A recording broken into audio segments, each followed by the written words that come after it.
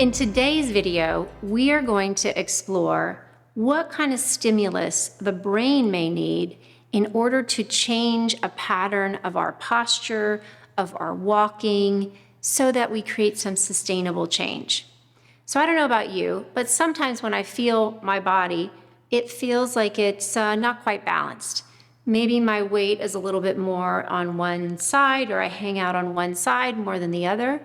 Maybe you notice that your hips are a little twisted to one side or the other, or maybe your shoulders are, one is more forward than the other or lifted up by your ears, or even your head can be maybe a posture of maybe that head forward a little bit, or for some people a head down position. So we notice those things, and then generally what I try to do is like, oh, I should probably not do that, and kind of force myself to create more balance or to push my shoulders down and stand upright, things like that. But in orthobonomy, we want to look at the body's way of recognizing what's happening. So how to clue our brain into what's happening at the joints, the muscles, the ligaments, the fascial level, to be able to make that change from the inside out. When the brain can recognize what's happening, then it can really create the stimulus needed to be able to make that sustainable change so that we don't get deeper in our patterns of some kind of torque or twist or non-optimal movement or postural support. So we're going to play with this by noticing where you are right now in your own body. So maybe notice, is your weight more on one foot than the other? Do you feel like there's more of one foot touching the ground than the other? What might you notice about your knees? Are they more locked? Are they more bent? What about your hips or your pelvis, if it's twisted or torqued in one direction or another? And maybe what about your ribs or your shoulders? What might you notice about your head or neck, the positions that you're in? Maybe you notice one or two things, or maybe you notice lots of things. Maybe take one or two of those things that you notice, and instead of trying to force the body into the other direction or make it effort it to hold another position, which is really not helpful for any of us, how do we allow the body to see what it's already doing? In orthobonomy, we exaggerate that. We let the body really feel where it wants to go or where the tension is moving into. So if my weight is a little more on my right foot, I might exaggerate that and move more into my right side. Maybe if my shoulder is a little bit lifted, I might lift that shoulder a little bit more.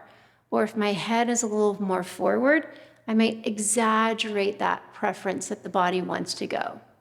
So maybe find one or two or three of those things and bring the body into that exaggeration and then pause.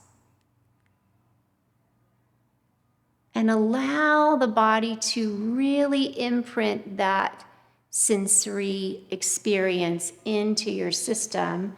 And then notice, just happened to me, if there's a self-corrective response or an impulse to move.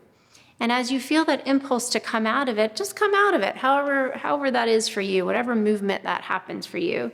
And maybe give yourself a little shake or a little release through your arms and legs.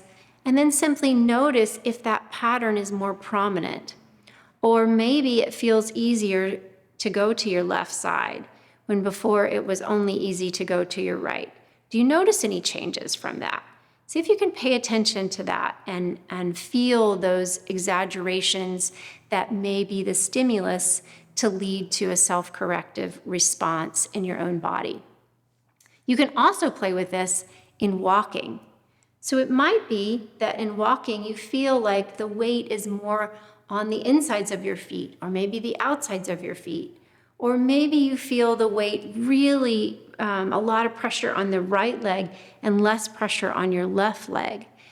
Maybe you notice that your knees kind of want to come towards each other. Or maybe you notice that your tail feathers back here stick out a little bit more when you walk. Whatever you notice about your own walking pattern, see if you can exaggerate that a bit and then go for a little walk. So use the space that you have, maybe walk forwards, maybe walk backwards. Use your space, maybe set your timer for 30 seconds or a minute, and keep walking as long as it's comfortable in that exaggerated place. And then, again, give yourself a little shake, wiggle about, and walk normally again, whatever that means, more comfortably. And notice if there's a shift. Notice if you feel like, oh, my weight might be a little bit more even. What we're looking for is simply a change of some sort. And those small changes can lead to bigger changes in how we relate to our bodies and how we feel at ease standing, sitting, and walking around. I hope that helps. Play with those explorations. Thanks so much for joining me today.